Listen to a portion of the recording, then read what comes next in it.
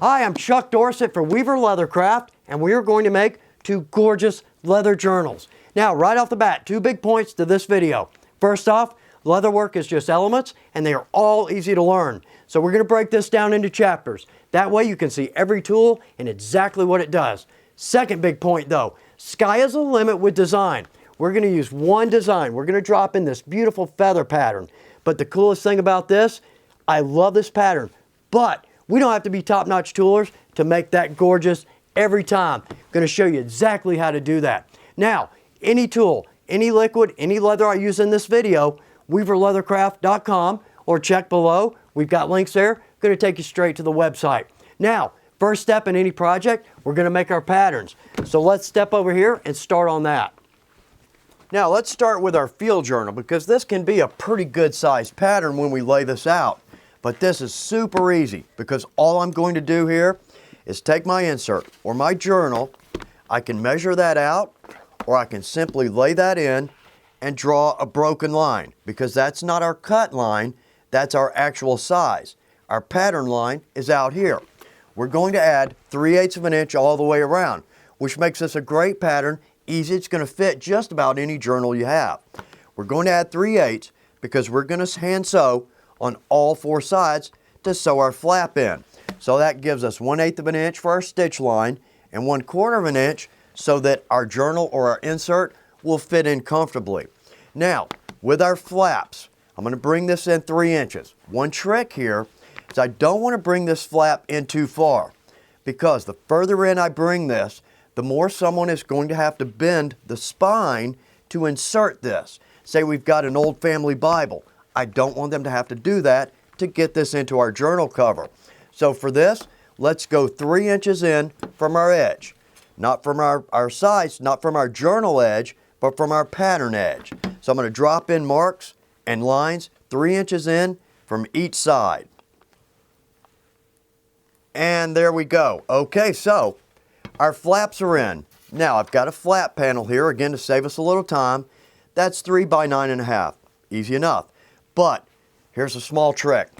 I'm going to overcut this, because when we glue this down to sew it, I'm going to cut that panel or trim the panel down using the body as my straight edge. What that'll give us is a cut that looks just like it was die cut.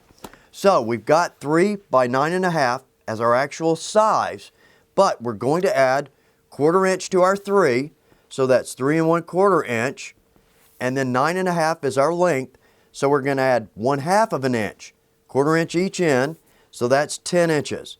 So cut to 3 1/4 by 10. Easy enough there. Now, one more piece we need to talk about, or one more element, is we're going to add a rivet and a button post. Now, with our rivet, I don't want to set that inside my flap. Now I could. A, I could drop in a piece of marble behind that, set my rivet, or B, I can set my rivet before I sew it. The problem is, this tab is going to be flapping around while I sew it, and that's relatively irritating, okay? So let's make this easy. We're going to drop our rivet in outside of our flap. So we've got 3 inches there.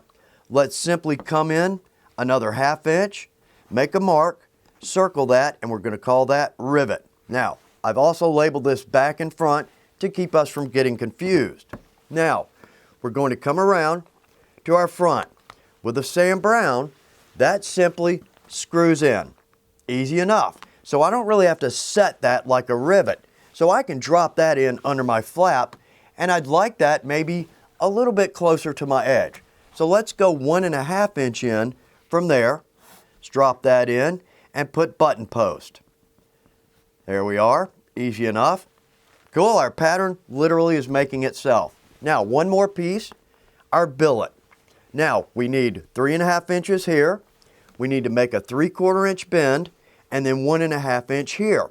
Now, I want to add a little extra room, because we need a tab here. But what we're going to do is once this is sewn, we're going to drop in our insert, and I'm going to bring this around tight, mark it, and then punch it. That assures me that I will have a good fit every time. So let's do this.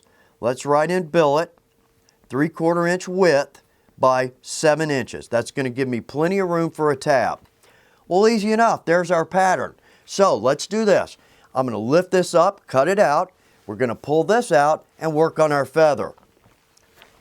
Now, with feathers, I love the feather design. First off, looks great, but it is super easy. Like I said, we don't have to be a top-notch tooler. We don't even have to be an artist.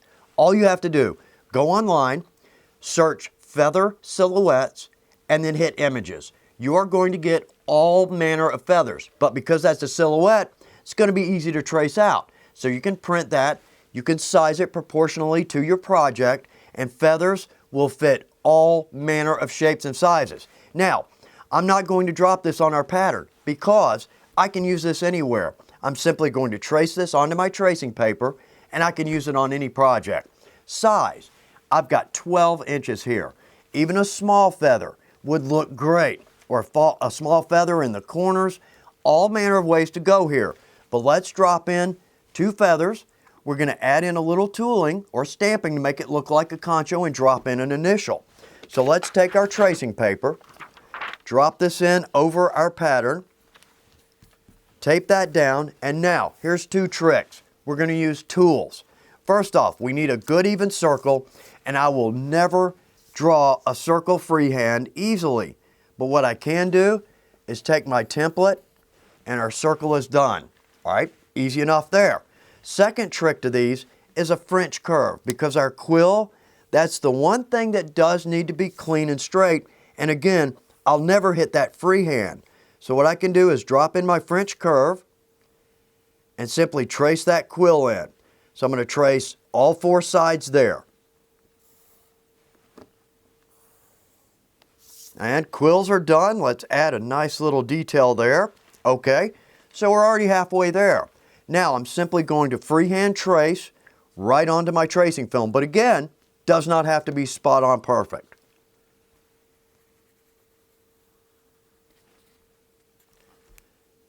And my last line, there we go. Not perfect, does not have to be, but that looks great. Now 1.2, I'm not going to drop this actually onto my pattern for my portfolio because I can use this anywhere it will fit. I'm going to take this when we're done, drop this into my artwork folder, and I can pull that out anytime I need a feather. In fact, the tracing film, what a great material, great tool. All right, so our feather is done and ready to go. What we're going to do now is move this out, and we're just going to take a quick peek at the pattern for our portfolio because in all honesty, it's the same thing as our field journal. Now, there we go. Okay, like I said, this pattern is huge, and it's hard to try to get it in the camera shot. But here's the cool thing. No different than our field journal. Exact same measurements. Now, I've dropped in my spine here in case we want to add a name or some initials or maybe some tooling. Perfect place for that. But 3/8 of an inch all the way around. Flaps, we're going to go 4 inches instead of 3. But again, we're going to overcut those by 1/4 of an inch. And last thing, we're not going to use any closure here. I'm not big on a closure on a large portfolio. So, cool. Our patterns are done. Let's jump over to our main table and cut some leather. All right, we've got our pattern cut down to size. So really, all I need to do is drop this in and mark. Great pattern, straight lines. We're going to use a 12 by 24 inch chrome tan distress. Now this is the coffee beam. It's a beautiful color, but the panels are great, inexpensive, and I can get ample room for my journal cover. Now, one point, I can certainly draw all the way down my edges with my awl, but that's not a great pattern paper. That's just copy paper, but I use that in the videos because we've all got some. Easy to make a good pattern. Now, if this pattern fits and it's good, I'll transfer this over to some thicker paper. But also too, what we need to do, we want to be careful here. Let's read our patterns before we cut because our actual size on our flap is 3 by 9.5, but we're going to cut to 3 1/4 by 10 inches. Need to be careful of that. So all I need to do is mark with my awl, my corner points, and with my straight edge, just cut between those, and they're easy enough to see with a good awl. Now, let's cut this out. I'm going to cut my main body out and my 2 panels, then we'll jump over to our veg tan panel. And my last piece, 3/4 inch by 7, that pattern is ready to go. So let's do this. Let's set that aside. We're going to jump over to our larger portfolio. Now I'm going to use the 4 to 5 ounce Herman Oak 12 by 24 inch sheet. But notice too, I'm not going to be able to get the whole pattern out of this, but I can simply order a second one and I'm there. So with this, perfect fit. Look at that, spot on 12 inches, just what we're looking for. Now, just like our first pattern, I'm simply going to mark and cut. Then I'm going to jump into a second panel to get my two flaps from. But let's be cautious here again. Our actual 4 by 12. We're going to cut 4 1/4 by 12 1/2. So I'm going to cut those out. Also 2 on the billet. No need. We're not going to use one. And my last cut, second panel piece or flat piece is ready to go. Again, how easy could these patterns be? All straight lines. And easy, yes, but here's the biggest point.